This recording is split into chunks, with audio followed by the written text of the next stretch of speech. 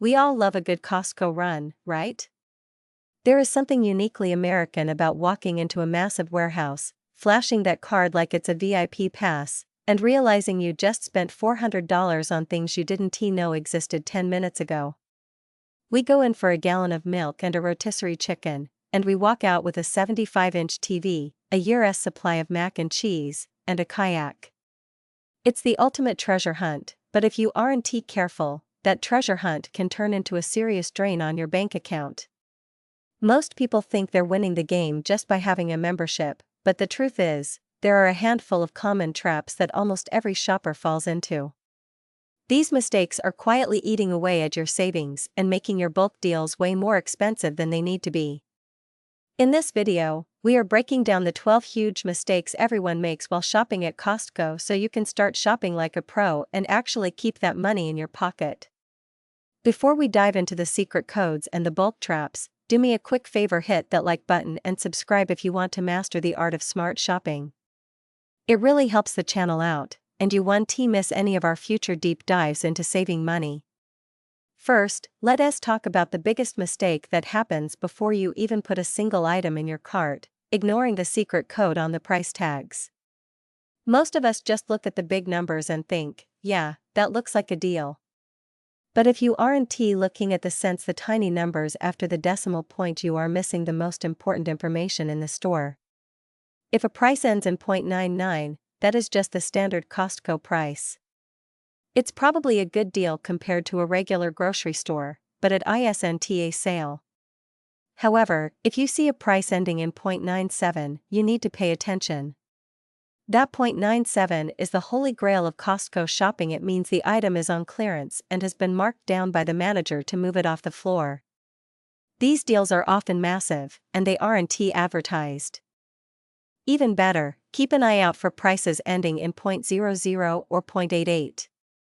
These usually mean the item is a floor model, a last-of-its-kind, or even a return that's in perfect condition but needs to go.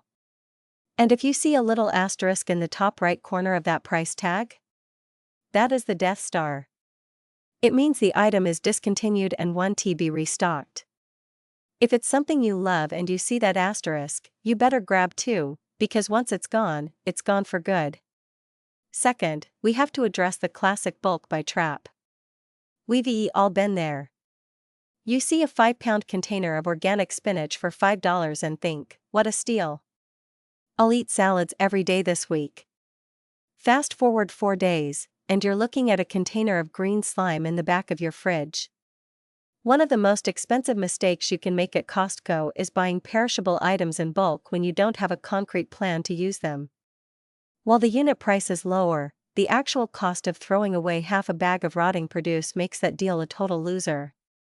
This doesn't just apply to greens, it's the same with those massive loaves of bread, huge packs of muffins, or even giant jars of condiments that you'll never finish before they expire. Unless you are feeding a small army or you have a serious vacuum sealing and freezing system in place, stick to the non-perishables for your bulk buys. Toilet paper, trash bags, and laundry detergent aren't going to go bad on you, but that 20-pound bag of oranges might. Third, a lot of people make the mistake of sleeping on the Kirkland signature brand because they think store brand means lower quality. In any other store, that might be true, but at Costco, the Kirkland logo is often a badge of premium quality. In fact, many Kirkland products are actually made by the exact same high-end manufacturers that produce the name brand you already know and love. For example, those Kirkland batteries? They're widely known to be produced by Duracell. The Kirkland coffee? It's often custom roasted by Starbucks. Even their tuna and diapers are linked to major industry leaders like Bumblebee and Huggies. By choosing the name brand over the Kirkland version just because of the label, you're often paying a 20% to 30% marketing tax for the exact same product inside the package. Costco actually has a rule that their Kirkland products must be of equal or better quality than the leading national brand, so if you aren't trying the house brand, you're essentially leaving free money on the warehouse floor. Fourth, and this one is a silent budget killer, is failing to utilize the hidden service departments. Most people treat Costco as a grocery store with a few clothes in the middle, but the real value is often tucked away in the corners you walk right past. Are you still getting your prescriptions filled at a big chain pharmacy? You're likely overpaying. Even if you aren't a member, in many states, you can use the Costco pharmacy, and the prices are often a fraction of what you'll find elsewhere. The same goes for the optical department and the tire center. Costco's tire prices often include installation, rotation, and a road hazard warranty that would cost you an arm and a leg at a dealership. And don't even get me started on the gift card rack. You can regularly find $100 worth of gift cards for local restaurants, movie theaters, or even airlines for just $75 or $80. If you're going to spend that money anyway, not buying the discounted gift cards first is just throwing away a 20% discount on your next date night or vacation. We're just getting started with these mistakes, and trust me, some of the ones coming up are going to change the way you look at your membership entirely. Before we move on, if you found a secret deal or a Kirkland product that you swear by, drop a comment below. I love hearing about your warehouse wins. We're going to keep moving and talk about why your shopping schedule might be costing you hours of your life and why that executive membership might or might not be worth the extra cash. Stay tuned, because you really don't want to miss the rotisserie chicken rule that most people get completely wrong. Moving right along into the heart of the warehouse, the fifth mistake on our list is one that involves your most precious resource, your time. If you are showing up to Costco on a Saturday morning or Sunday afternoon, you are essentially volunteering for a high-stress, low-efficiency experience. Shopping during peak hours doesn't just mean longer lines at the checkout, it means more impulsive decisions because you're trying to navigate the cart traffic and just want to get out of there. The crowds make it harder to see those clearance tags we talked about earlier and much easier to just grab whatever is in front of you. If you want a peaceful, strategic shopping trip, the best time to go is usually Tuesday through Thursday, right when they open or about an hour before they close. Weeknights around 7 p.m. are the golden hour for Costco shoppers. The samples are usually put away, the families are home, and you can breeze through the aisles with a clear head. Avoiding the weekend rush isn't just about sanity, it's about having the space to actually compare unit prices and make smart choices. Speaking of smart choices, the sixth mistake is falling for the end-off-aisle trap. Retailers call these end caps, and they are designed to catch your eye and make you feel like you're looking at a special promotion. At Costco, these items are often positioned there because they are high-margin or seasonal impulse buys. Just because an item is displayed prominently at the end of an aisle doesn't mean it's on sale. In fact, some of the best deals are hidden deep in the middle of the aisles where you have to actually look for them. Costco is masterfully designed to lead you on a path that passes by these temptation stations. To beat this, you need to stick to the fence that's the outer perimeter of the store where the essentials like milk, eggs, and meat are kept, and only dive into the center aisles or look at end caps if you have a specific item on your list. If you find yourself stopping at every end cap, you're playing right into their hands and likely adding $20 to your total with every turn. Seventh, we have to talk about the executive membership dilemma. A lot of people upgrade to the executive level because they hear 2% cash back and think it's a no-brainer. But here's the mistake: many people either get the upgrade when they don't spend enough to justify it, or they don't get it when they actually should. To break even on the additional $60 cost of an executive membership compared to the Gold Star level, you need to spend at least $3,000 a year at Costco. That sounds like a lot, but it's only $250 a month.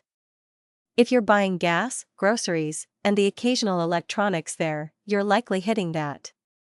However, if you're a light shopper and you're paying for that higher tier without checking your annual spend, you're just giving Costco an extra $60 for fun. On the flip side, if you are a big spender and you aren't an executive member, you are literally leaving a free check on the table every year. You can actually ask the membership desk to look at your annual spend and tell you if the upgrade makes sense for you. They have the data, so use it. Eighth, and this is a mistake that can lead to some serious buyer's remorse, is failing to check the unit price. Costco is famous for its giant packages, which creates a psychological illusion that you are getting a better deal.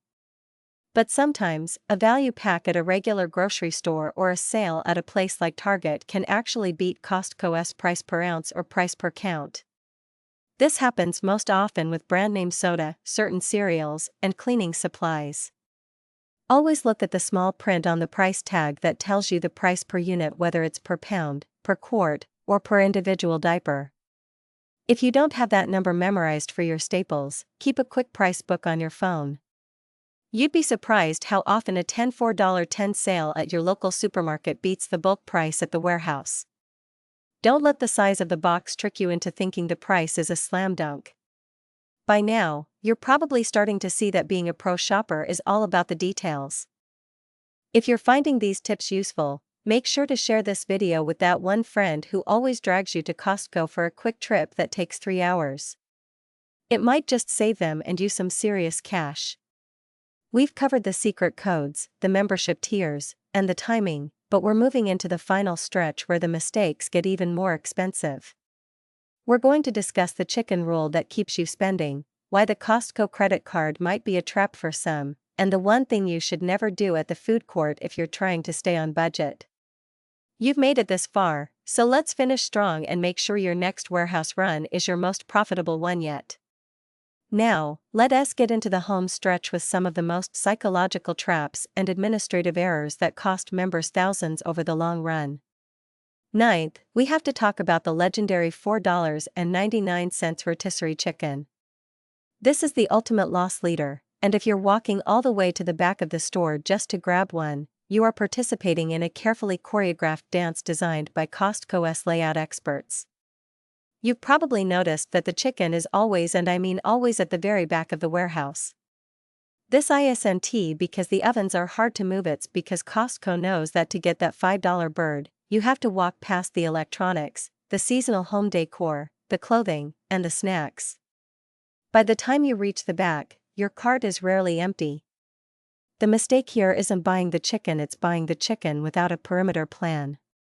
If you're hungry and you go in just for that bird, your brain is in a high reward state, making you significantly more likely to grab a $20 bag of beef jerky or a $15 pack of fancy cheese on the way out. To win this game, you have to be disciplined, eyes on the prize, walk straight to the back, and use the inner lanes only if they are on your list. 10th, let us talk about the food court, because as of 2026, the rules of the game have changed. For years, the food court was a bit of a free-for-all, but Costco has officially clamped down on the non-member lunch. You now have to scan your membership card just to order that $1.50 hot dog or a slice of pizza. The mistake here, however, isn't just about membership, it's about how and when you order. Most people wait until they've finished their entire shopping trip, stood in the long checkout line, and then they join another massive line at the food court with a full cart of melting groceries. This is a rookie move. Pro tip: you can actually order your food court items at the main register when you're paying for your groceries. Just tell the cashier you want a whole pizza or a couple of hot dogs, pay for it all at once, and then take your receipt to the pickup window. It saves you from standing in a second line and keeps you moving. Also, don't sleep on the whole pizza for $9.99. It's one of the best values in the country for feeding a crowd, but if you don't call it in 15 minutes before you head to the checkout, you'll be stuck sitting on those red benches for half an hour while your frozen peas turn into mush. 11th on the list is a major financial pitfall: mismanaging the Costco Anywhere Visa by Citi.